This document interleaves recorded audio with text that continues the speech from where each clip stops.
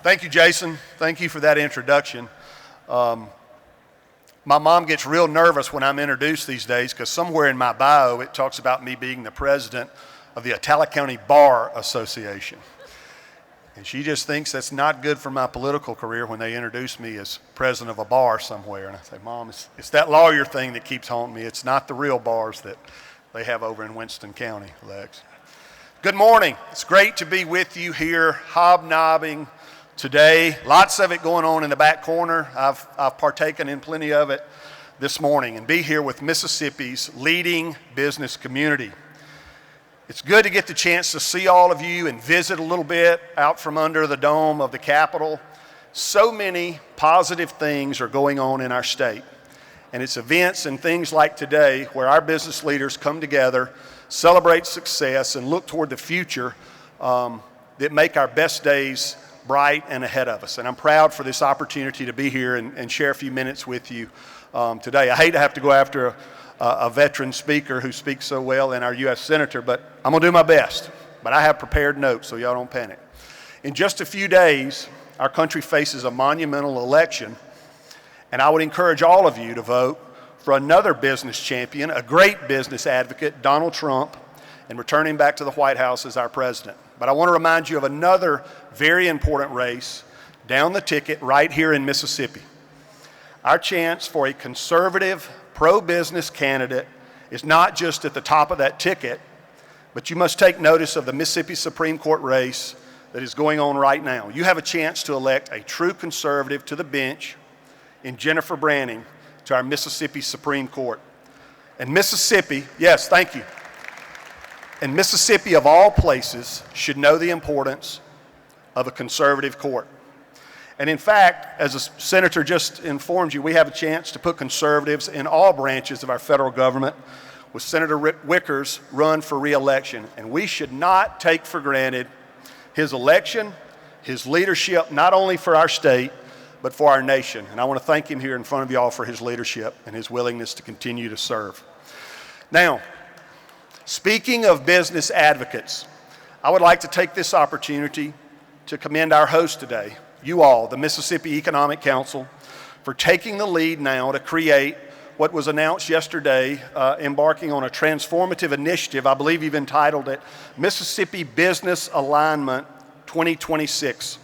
As you look for ways to provide a more unified organizational structure for the members of MEC, as well as the members of the Mississippi Manufacturers Association and BIPAC. I want to applaud MEC President Scott Waller. I've lost him. He was in my periphery here somewhere. But I want to applaud him for taking this initiative to explore this opportunity, and I want to thank John McKay and Derek Easley for being willing to engage in these talks and this endeavor. In the House of Representatives, we spend a whole bunch of time trying to create consensus on issues, and it's this type of organization that y'all are looking at that enhances our ability as policymakers to support you fully as Mississippi's business community. So I want to commend you and thank your leaders for being willing to embark on that. Just this past session, as an example, for the first time, we heard unified from the Mississippi Economic Council, the Mississippi Manufacturers Association, BIPAC, and yes, business owners, both large and small throughout our state, on one specific issue. And your voice unified was heard in the House of Representatives. And that voice was to address the shortfalls of our state's access to health care. I think y'all said it best in your letter of support this past session, and I want to quote it. Ensuring a healthy workforce is vital to economic development. We trust our elected officials and state agencies to use federal dollars responsibly to invest in critical infrastructure, promote education and workforce training, and maintain a balanced regulatory framework that all promote economic development. Let's give our hospitals and healthcare experts the same opportunity so that hardworking, low-income Mississippians will benefit. Yes, we're talking about Medicaid expansion. And for too long, for political reasons or self-interest, politicians have refused to engage in meaningful debate to address those problems in our healthcare system, and specifically rural healthcare and the delivery of it. And as I've spoken on this issue over the last several months and even the last year with great frequency, I've been very clear And I've admitted I was one of those willing to look the other way, but no more. This summer, we took the time to conduct and spend a bunch of money doing extensive polling to inform our legislative priorities going into the 2025 legislative session. 64% of Mississippians are in support of Medicaid expansion, and more specifically, 54% of Mississippi's Republicans, my party, are in support of Medicaid expansion.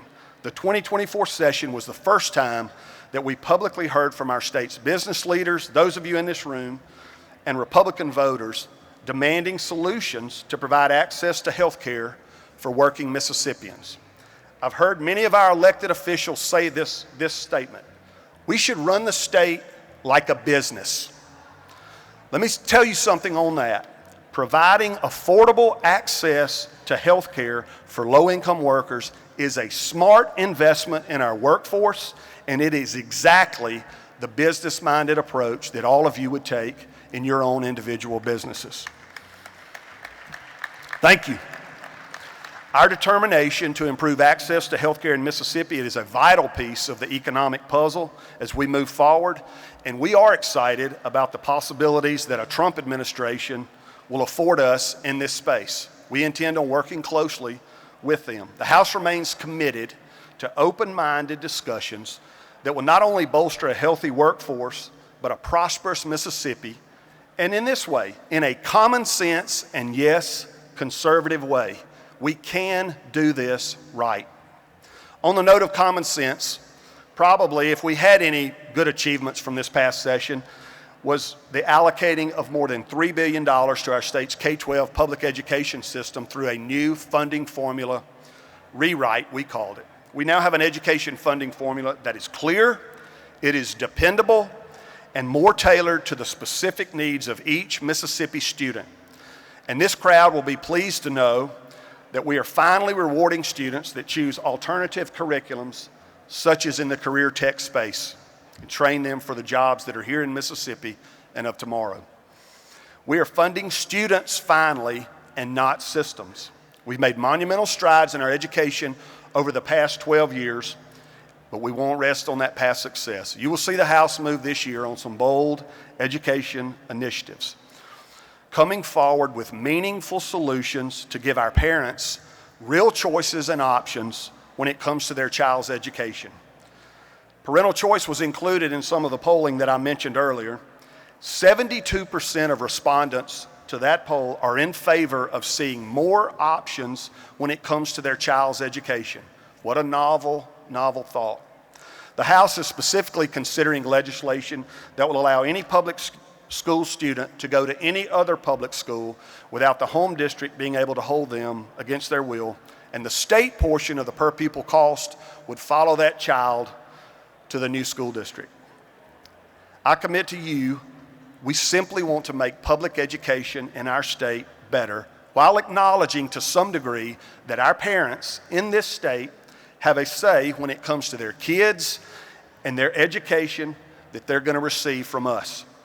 It's what our parents and children deserve, and yes, it's what Mississippi taxpayers have started to demand. And as for taxpayer dollars, we recently hosted our first public policy summit this summer. We garnered over 500 attendees. Many of you in this room were there and participated, and I thank you. We had 20 speakers and convened decision makers from across the state and policy and political minds from across the country to achieve a mutual desired and shared objective of lessening the burden of tax on hardworking Mississippians and further freeing up our economy. Attendees left knowing that our summit was not for show. We want to hear the perspectives, the many of them, the ideologies and the insights as we try to bring tangible tax relief to all Mississippians. The Policy Summit, as well as the Select Committee on Tax Reform that was named earlier this summer, are fact-finding missions for the direction the legislature needs as we work to improve our tax structure.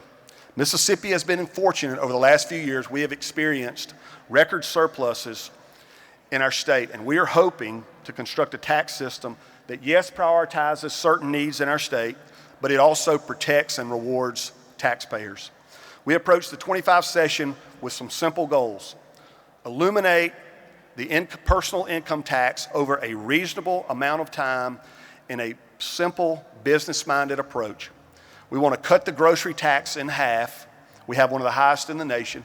And we want to develop a consistent funding mechanism for critical infrastructure. You heard from our executive director, Brad White, with MDOT earlier today about the critical need of hundreds of millions of dollars to keep up with our highway maintenance throughout our state. In backing up this stated goals, I'll again reference our poll numbers to share with you. 64% of Mississippians are in favor of the income tax phase-out. 85% are in favor of cutting the grocery tax, and 84% are in favor of dedicated infrastructure funding for our highways and bridges. In the House, we intend to make informed policy decisions based on verifiable data and not partisan rhetoric. The House of Representatives is committing to doing the work that the people of our state, those of you in this room, care about the most. When I was elected Speaker of the House, I reminded our chamber of the obstacles and the opportunities facing our state. And yes, indeed, there are plenty of both. But while others may be focused on running for the next statewide office, in the House, we're going to continue to focus our time, our efforts, and our attention on the big issues that shape the direction of our state for the next generation, not just the next election cycle. I even heard some say our ambitions are too much for a 4-year term or maybe even a legislative career. I submit to you today, the House will keep an open mind, continue to think outside the box, and continue to not shy away from a little disarray and uncomfortableness if it leads to worthwhile policy for all Mississippians.